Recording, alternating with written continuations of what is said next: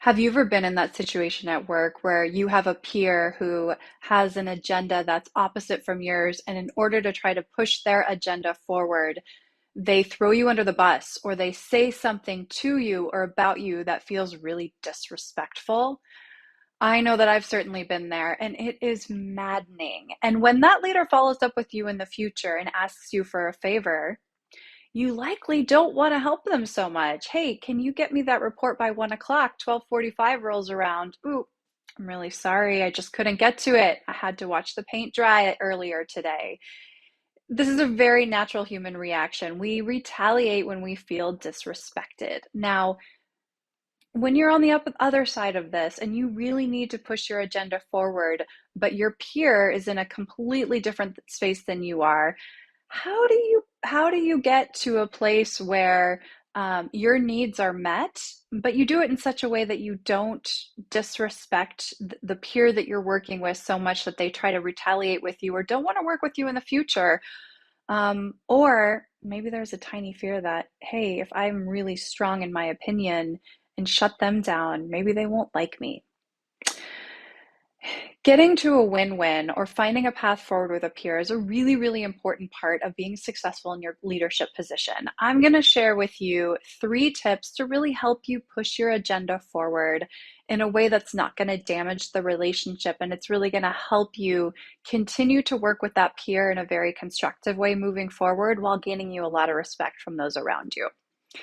The very first tip that I have is probably one that you've heard before, and it's super basic and maybe overused, so it might sound like white noise, but I'm going to tell you why it's important.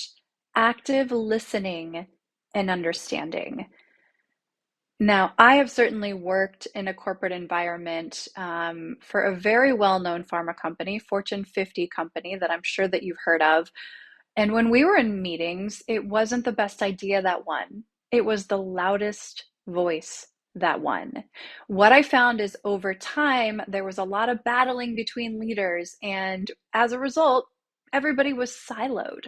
So it was really a communication breakdown. When you employ active listening and understanding, not only are people more likely to hear your ideas, but you're more likely to find the win-win. Let me give you an example of this. I had a client who was a very successful sales leader, and he wanted to move into the C-suite. He hired me to help him because he recognized that the behaviors that he saw at the C-suite were more cohesive and respectful and, in his words, professional than the way that he communicated as a sales leader. He was in the habit of being very aggressive, and when someone in the room did not agree with his viewpoint, he went into attack mode. That worked for him up until that point, but as he looked at trying to get into the C-suite, he recognized, well, that no longer was going to work. So he had to find a new way. The very first thing that I had him try was some active listening and understanding. So he went into a meeting, and instead of voicing his opinion and trying to debunk the entire conversation with what he thought was the way that they should proceed forward, he listened. And he was very thoughtful and reflective and repeated back what he heard. And the result of that was that people were more willing to share their ideas, and they were more willing to listen to his. He found it much easier to get things done and advance the agenda, which was completely opposite of what he expected before.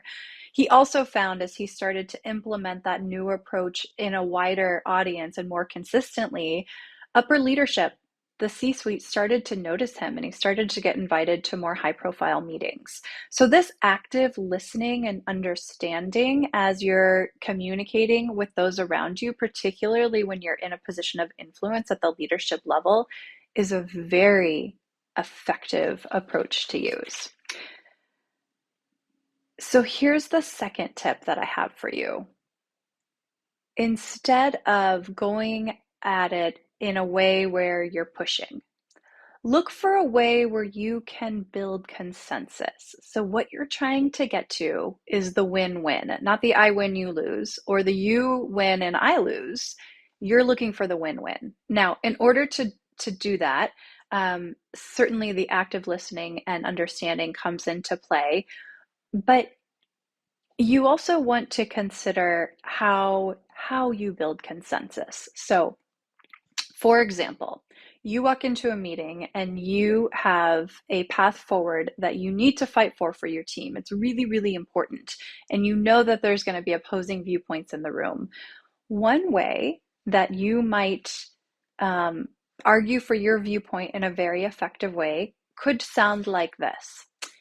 I can understand and appreciate why you would want to divert resources towards creating more sales materials to support our customer base. However, when you divert those resources away from R&D, it's going to threaten our future pipeline and our ability to sustain long term as a company. What ideas do you have that are going to allow us to continue to support our customer base while not debunking our research efforts? Do you hear what happened there? I didn't say, no, you're wrong. Your approach is the wrong one. Listen to mine instead. You start with first acknowledging and validating. It's understandable, or I can understand why you would want to XYZ. However, if we do that, here's what might happen. So highlight the challenge with the recommended approach, and then highlight what you need. Bring it back to what you're trying to do. I need resources for the R&D team. So follow it third with an open-ended question. What can we do together to find a solution that's going to meet your need and might meet my need? At the end of the day, we're all working for the same company. And so if you take it back to that high level viewpoint where we try to find the win-win that's going to work for the company instead of trying to battle it out as we think about our different departments, that's where you're going to start to find the win-win and also create an environment, start to model a style that's going to create a more collaborative and pleasant environment for everybody. So certainly as a leader, there are times when you need to fight for your team and highlight viewpoints that might not have been considered before.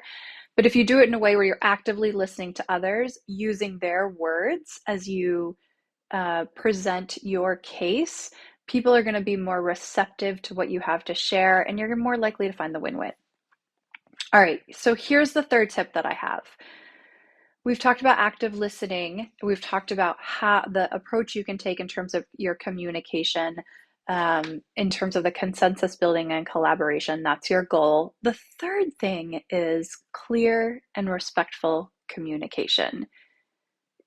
There is a tendency when we get heated in the moment, when we're angry and we're passionate about advocating for our team, that we can start to use some words that feel offensive and attacking to people. So before you walk into that high stakes meeting, it's really important to tune into the energy that you're bringing to it. Are you angry? Are you ready to lash out? Are you ready to tear somebody down? Because if you are, I can tell you that meeting is going to be very contentious.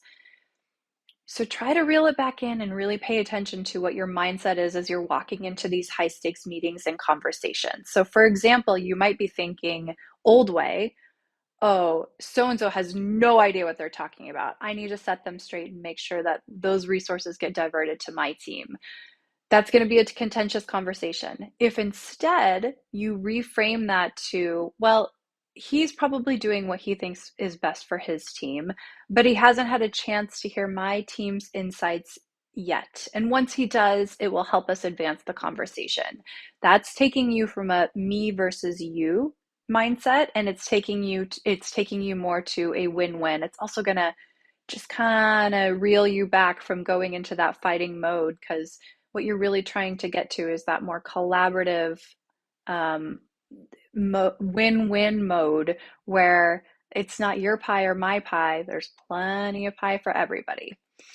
So think about that as you're walking into those meetings. What is the energy that you're bringing to those meetings? And before you step in there, is there a way that you can get yourself to a place where your mindset is more logical and rooted in logic instead of an emotion, so that you can really show up in the way that you want? Finally, if you do walk into that high stakes meeting and then you find you are on the receiving end of a very aggressive attack, that is really, really, really hard moment to stay calm in. The best advice, the best way that I've seen leaders do this is to just be super aware of their triggers.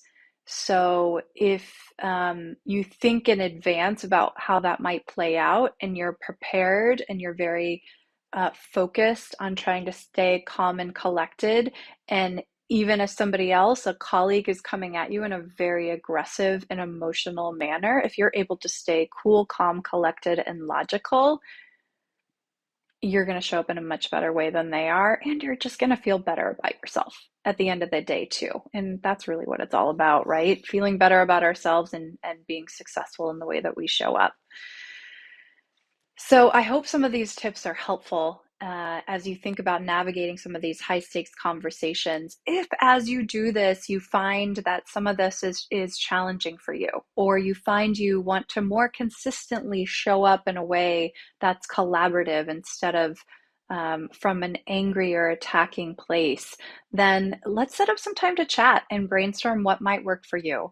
My name is Amy Sanchez. I'm an executive coach. To find more about this topic or many other leadership topics that will help you as you navigate the corporate world, you can go to my website, swim-against.com.